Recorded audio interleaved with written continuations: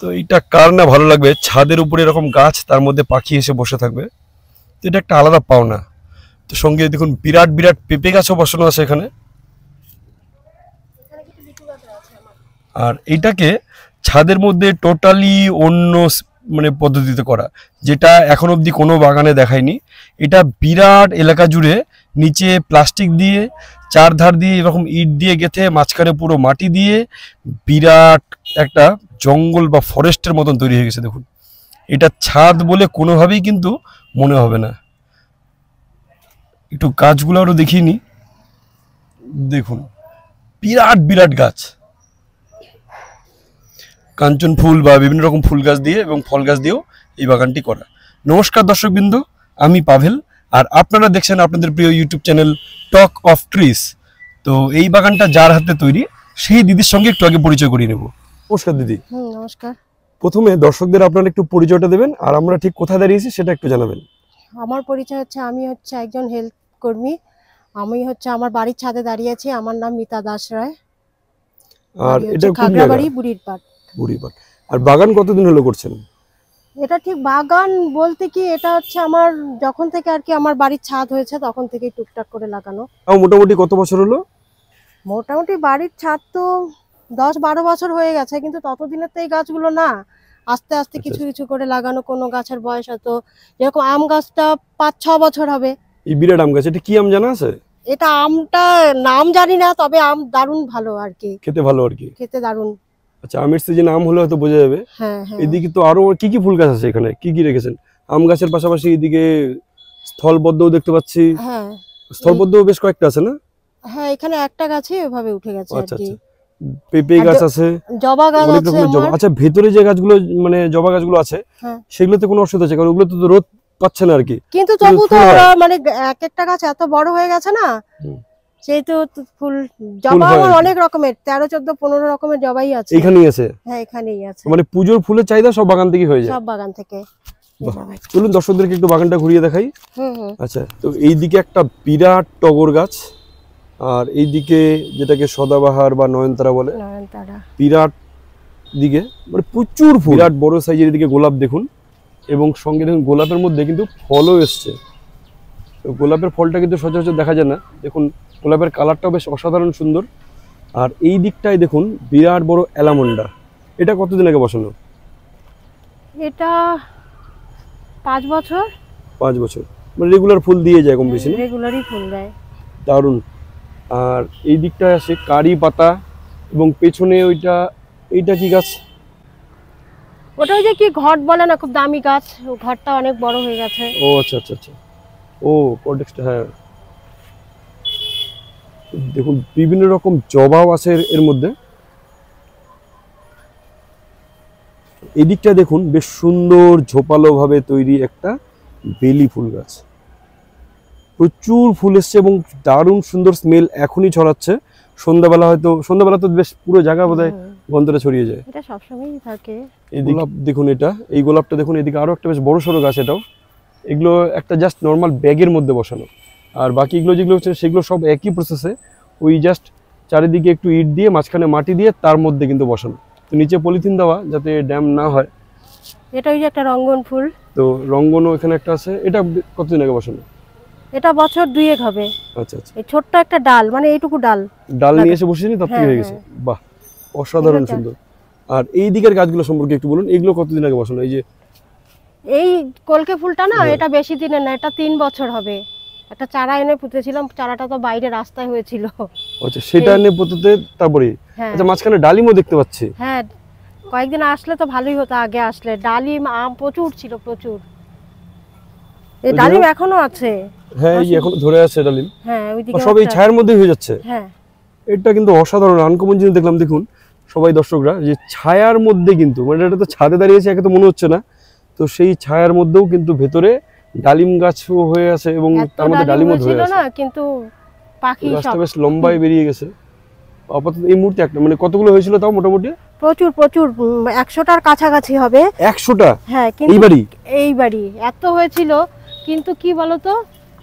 আচ্ছা, ডালিম গাছের গোড়াটা কোথায় সেটা একটু দেখতে চাই। দাঁড়াও দেখাচ্ছি। এখানে একটা ডালিম ছিল, মানে ফরেস্টে খুঁজে বেড়াচ্ছি। দেখো এই যে ডালিম। ও আচ্ছা, এদিকেও আছে। ও কটা ডালিম গাছ টোটাল? এখানে দুটো আছে, ও দুটো ডালিম কোনটা গাছ। যে হচ্ছে সেটা বোঝা মুশকিল। দেখুন রীতিমতো মনে হচ্ছে ফরেস্টে ঢুকছি। তো এই দেখুন এদিকে আরো একটা ডালিম আছে আর এইদিকে একটা আছে, আপাতত দুটো আছে কিন্তু অনেকগুলো ডালিম এসেছিল আর কি।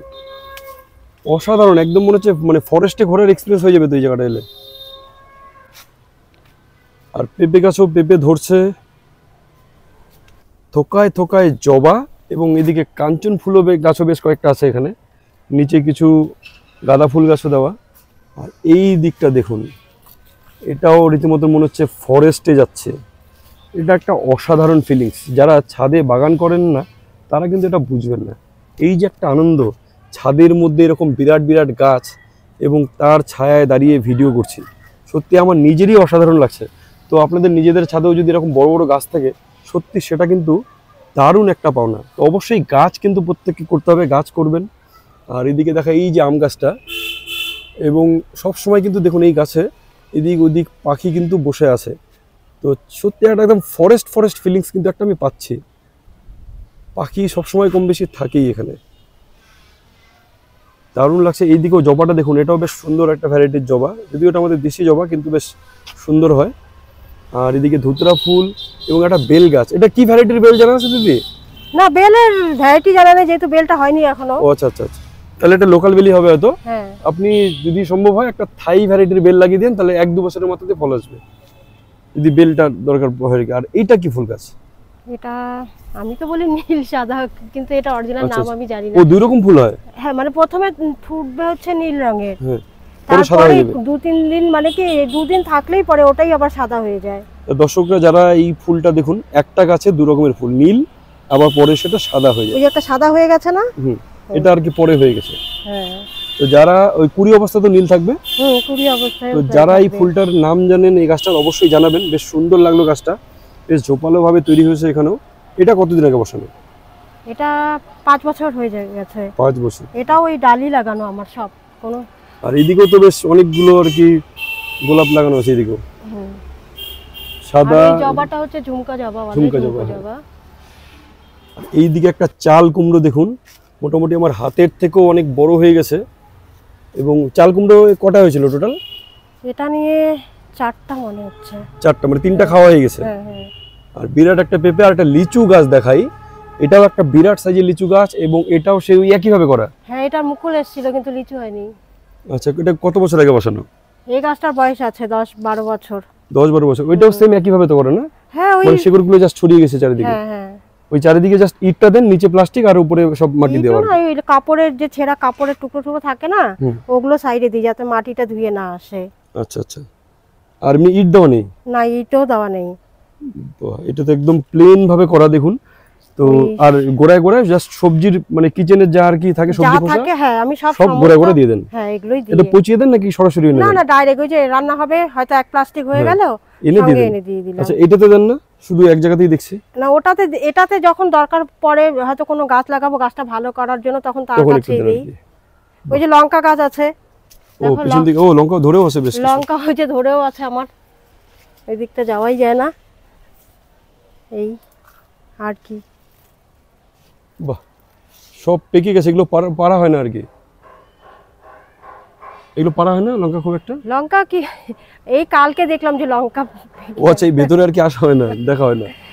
তো দেখুন বিরাট একদম ফরেস্টের মতন। দেখুন ছাদ বাগানে যখন আপনার যদি জঙ্গলে বা ফরেস্টে করার ইচ্ছা থাকে, তো এরকম কিন্তু ছাদ বাগান বানাতেই পারেন, বিরাট বড় বড় গাছ দিয়ে। আর এদিকে একটা লেবু গাছ, এটা কি ভ্যারাইটি? এখানে ওই গোল ওই যে পাতি লেবু বলে যেটা, পাতিলেবু। আচ্ছা, সেটা আছে একটা ইলাচি লেবু আছে ওইখানটায়। ও পেছন দিকটা এলাচি আর এদিকে পাতিলেবু। হ্যাঁ, এই মুহূর্তে লেবু নেই না? না না, এমনি লেবু হয়তো। লেবু হয়।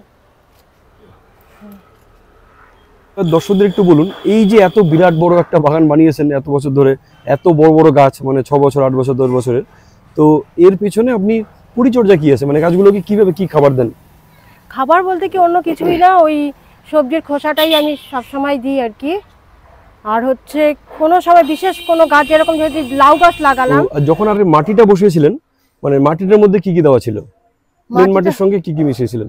তখন একটু ওই যে গোবর সার নিয়ে এসেছিলাম, ওই গোবর সার দিয়ে একটা নিচে প্লাস্টিক পাতার পরে মাটিগুলো ফেলছিলাম, ফেলে নিয়ে তারপরে ওই যে গাছ 2-1টা করে যা পাই, যখন যা পাই ভালো লাগে নিয়ে এসে লাগাই।